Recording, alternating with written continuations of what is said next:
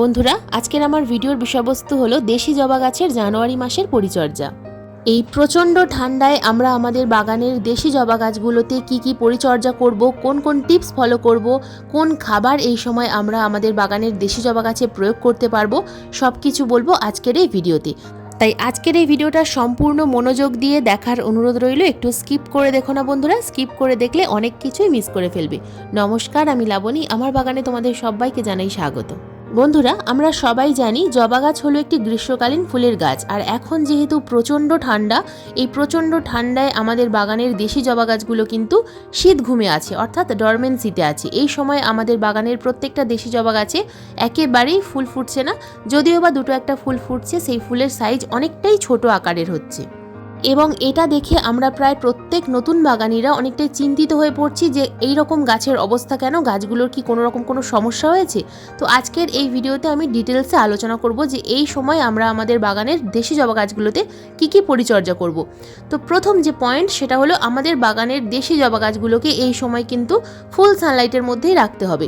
তবে যদি বাগানে জায়গা কম থাকে, যেখানে অন্তত পক্ষে 4 থেকে 5 ঘন্টা রোদ্দুর আসে, সেই রকম জায়গায় রাখার চেষ্টা করো। যেহেতু এখন প্রচণ্ড পরিমাণে ঠান্ডা, তাই ছায়া জায়গায় রাখলে গাছগুলো আরও বেশি ডরমেন্সিতে চলে যাবে। গাছের কিন্তু অনেক রকম সমস্যা আসবে, বিশেষ করে গাছে প্রচুর পরিমাণে পোকামাকড়ের আক্রমণ হবে এবং ফাঙ্গাস জনিত কারণে গাছের ডালপালার মধ্যে অনেক সময় ডাইব্যাকও এসে যায়। তাই এই সময় চেষ্টা করবে বাগানের প্রত্যেকটা দেশি জবা গাছগুলোকে একটু সানলাইটের মধ্যে রাখার। পয়েন্ট নাম্বার 2, বন্ধুরা, এই সময় আমাদের বাগানের দেশি জবা গাছগুলোর পাতার আকার ছোট ছোট হচ্ছে, গাছের পাতা হলুদ হয়ে ঝরে পড়ছে, গাছের কুঁড়ির সাইজ ছোট হচ্ছে, ফুল একেবারেই আসছে না। যদিও বা দুটো একটা কুঁড়ি আছে, সেই কুঁড়িগুলো একেবারেই বৃদ্ধি পাচ্ছে না। তো এটাই কিন্তু স্বাভাবিক বন্ধুরা, এই সময় এটাই হয়। প্রতি বছরই আমরা এই সময় গাছগুলোকে দেখতে পাই যে এরকম অবস্থায় আছে। আবার ফেব্রুয়ারি মাসে এই গাছগুলোর কিন্তু ধীরে ধীরে আমরা পরিবর্তন লক্ষ্য করতে পারি এবং ফেব্রুয়ারি মাসের শুরুতেই আমাদেরকে কিন্তু এই গাছে বিভিন্ন ধরনের কাজ করতে হয়। তো কি কাজ করতে হবে সব কিছু আমি ডিটেলসে পরবর্তী ভিডিওতে দেখিয়ে দেব। পয়েন্ট নাম্বার 3, বন্ধুরা, এই সময় প্রচণ্ড ঠান্ডায় আমাদের বাগানের দেশি জবা গাছগুলোতে কিন্তু কোনো রকম কোনো কাটাই ছাঁটাই করা যাবে না। কাটাই ছাঁটাই করার আদর্শ সময় ফেব্রুয়ারি মাস এবং সেপ্টেম্বর মাস। যখন থেকে প্রচণ্ড ঠান্ডা পড়ে সেই সময় থেকে কিন্তু আমাদের দেশি জবা গাছগুলোতে, তাছাড়া যে কোনো গ্রীষ্মকালীন গাছে কাটাই ছাঁটাই করা প্রায় বন্ধ করে দিতে হয়। কারণ এই সময় আমরা যদি কাটাই ছাঁটাই করি, গাছের ডালে ডাইব্যাক হয়ে যাবে এবং গাছের বৃদ্ধি এই সময় একেবারে হয় না। তোমরা সামনে যে গাছটা দেখতে পাচ্ছ, এই গাছে আমি অক্টোবরের প্রথমের দিকে কাটাই ছাঁটাই করেছিলাম, তখন ঠান্ডা একেবারেই ছিল না। তো তারপর ধীরে ধীরে ঠান্ডা শুরু হয়েছে, শীতকাল এসে গেছে। তো তারপর কিন্তু আমি আর কোনো রকম কোনো গাছে কাটাই ছাঁটাই করা তোমাদের দেখাইনি। তো এটা যেহেতু আমি অক্টোবরের শুরুতে কাটাই ছাঁটাই করেছিলাম, তো দেখো কিছুটা পরিমাণ ডাল কিন্তু তখনই বৃদ্ধি পেয়েছিল, তারপর কিন্তু গাছের আর কোনো রকম কোনো বৃদ্ধি পায়নি। তবে যে গাছগুলোতে আমি কাটাই ছাঁটাই করিনি, সেই গাছগুলোর ডাল অনেকটাই লম্বা হয়ে গেছে। তো লম্বা হয়ে যাক, কিন্তু এখন আমরা এই গাছের কোনো রকম কোনো কাটাই ছাঁটাই করতে পারবো না। এখন কাটাই ছাঁটাই করে কোনো লাভ নেই, কারণ এই সমস্ত গাছের কাটাই ছাঁটাই করার আদর্শ সময় ফেব্রুয়ারি মাসের 15 তারিখের মধ্যে, যখন থেকে তাপমাত্রা একটু ধীরে ধীরে বাড়তে শুরু করবে, যখন থেকে তোমরা লক্ষ্য করতে পারবে যে টেম্পারেচার 20 ডিগ্রির ওপরে উঠে যাচ্ছে, তখন থেকে আমরা কিন্তু এই গাছের কাটাই ছাঁটাই শুরু করতে পারবো। তার আগে কিন্তু একেবারেই এই সমস্ত গাছের কাটাই ছাঁটাই আমরা করবো না। এখন কাটাই ছাঁটাই করলে গাছের তো কোনো রকম কোনো বৃদ্ধি হবে না, উল্টে গাছের ক্ষতি হবে। এই ভিডিওতে আমি ডিটেলসে বলে দিলাম, তার কারণ তোমরা অনেকেই প্রশ্ন করো কমেন্টে যে আমরা এই সময় কি গাছের ডালপালা কাটাই ছাঁটাই করতে পারবো, গাছে কি কোনো রকম কোনো খাবার প্রয়োগ করতে পারবো। তাই আজকের এই ভিডিওতে আমি ডিটেলসে সব কিছু কিন্তু তোমাদের বলে দিচ্ছি।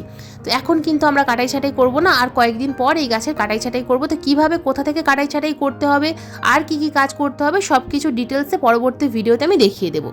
পয়েন্ট নাম্বার 4, বন্ধুরা, এই সময় আমাদের বাগানের প্রত্যেকটা দেশি জবা গাছ অথবা যে কোনো গ্রীষ্মকালীন ফুলের গাছের টবের মিডিয়া যেন সব সময় হালকা ময়েশ্চার থাকে, একেবারেই যেন শুকিয়ে খটখটে না হয়ে যায়, আবার খুব বেশি যেন কাদা কাদাও না হয়ে থাকে।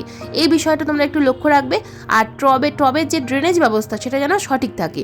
এই সময় যদি টবের ড্রেনেজ ব্যবস্থা সঠিক না থাকে, যদি গাছের গোড়ায় জল জমে যায়, তাহলে গাছে কিন্তু ফাঙ্গাস জন্মাবে এবং গাছের শিকড় পচে যাবে, গাছটা সম্পূর্ণরূপে এই শীতকালেই মারা যেতে পারে। তাই এই বিষয়টা খুব ভালোভাবে লক্ষ্য রাখতে হবে, কারণ এখন যেহেতু টেম্পারেচার অনেকটা কম, সূর্যের তাপমাত্রা অনেক কম থাকে, যে কারণে টবের মিডিয়াতে জল দেওয়ার পর সহজে জলটা শুকিয়ে যায় না।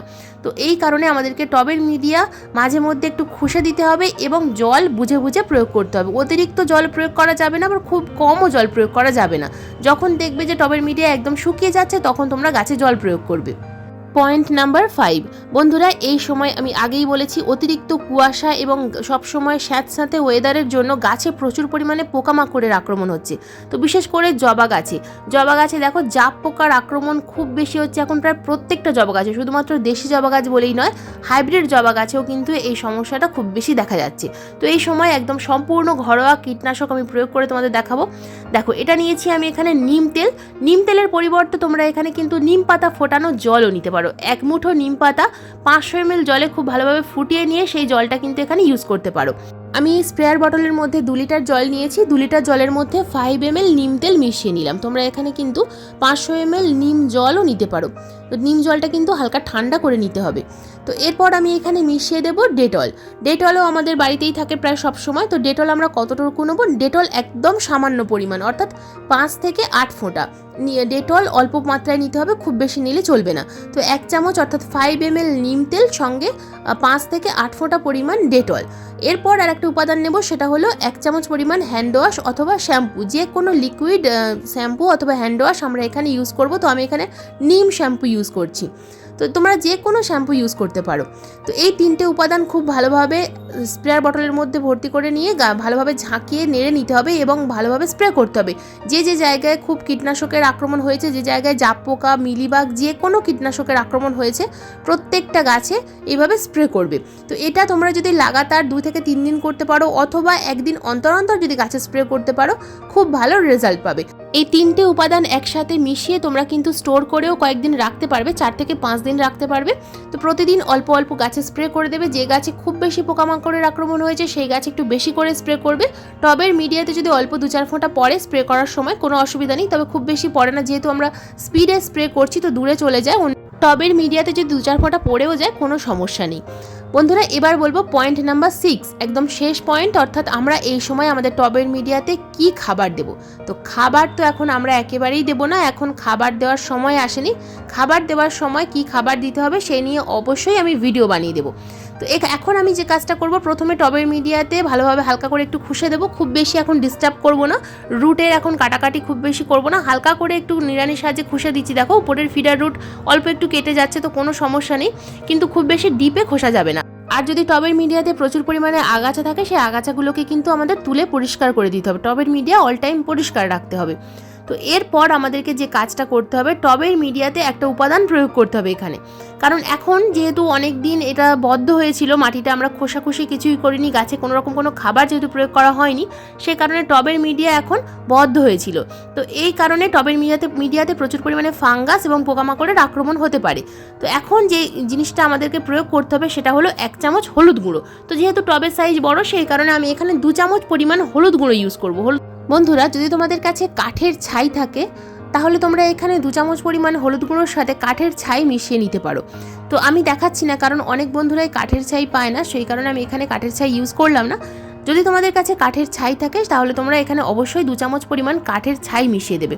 কাঠের ছাই এবং হলুদ গুঁড়ো দিলে একদম ন্যাচারালভাবে ফাঙ্গিসাইড ও পেস্টিসাইডের কাজ করে। টবের মিডিয়াতে যদি ফাঙ্গাস বা পোকামাকড়ের আক্রমণ হয়ে থাকে, তাহলে এই দুটো উপাদান প্রয়োগ করলে কিন্তু আর সেগুলো থাকবে না, গাছের গ্রোথ ভালো হবে। কারণ কিছুদিন পরে আমরা এই গাছে খাবার প্রয়োগ করব, গাছের রিপোর্টিং করতে হবে, কাটাই ছাটাই করতে হবে, বিভিন্ন ধরনের কাজ থাকে। তো সেইগুলো করার আগে এই কাজটা অবশ্যই করে ফেলো। এই কাজটা কিন্তু অত্যন্ত গুরুত্বপূর্ণ, এই জানুয়ারি মাসের শুরুতে করতেই হবে আমাদের। শুধুমাত্র যে দেশি জবা গাছে এটা করা যাবে তা নয়, এই কাজটা আমরা টগর, গন্ধরাজ, জুঁই বেলি, বিভিন্ন ধরনের যে সমস্ত গ্রীষ্মকালীন ফুলের গাছ আছে, প্রত্যেকটা গাছে কিন্তু এই কাজটা তোমরা করতে পারবে, খুব ভালো রেজাল্ট পাবে। এই কাজগুলো করার পাশাপাশি গাছে কিন্তু অবশ্যই যে কোনো ভালো মানের ফাঙ্গিসাইড মাঝে মধ্যে স্প্রে করবে, তাহলে গাছে কখনোই কোনো রকম কোনো ফাঙ্গাস প্রবলেম হবে না। আর যদি পোকামাকড়ের আক্রমণ খুব বেশি হয়, তাহলে তোমরা অবশ্যই রাসায়নিক পেস্টিসাইড গাছে ইউজ করতেই পারো, তবে কাকা পেস্টিসাইড অথবা কনফিডার পেস্টিসাইড যে কোনো গাছের জন্য খুব ভালো কাজ করে। বন্ধুরা এই ছিল আমার জানুয়ারি মাসের শুরুতে দেশি জবা গাছের পরিচর্যার ভিডিও।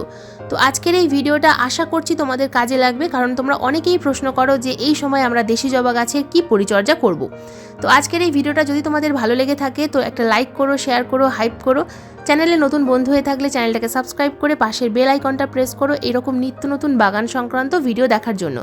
আর যদি এই ভিডিও নিয়ে কোনো রকম কোনো প্রশ্ন থাকে, যদি কোথাও কিছু বুঝতে অসুবিধা হয়, তাহলে অবশ্যই কমেন্ট বক্সে কমেন্ট করবে, আমি যথাযথ উত্তর দেওয়ার চেষ্টা করব।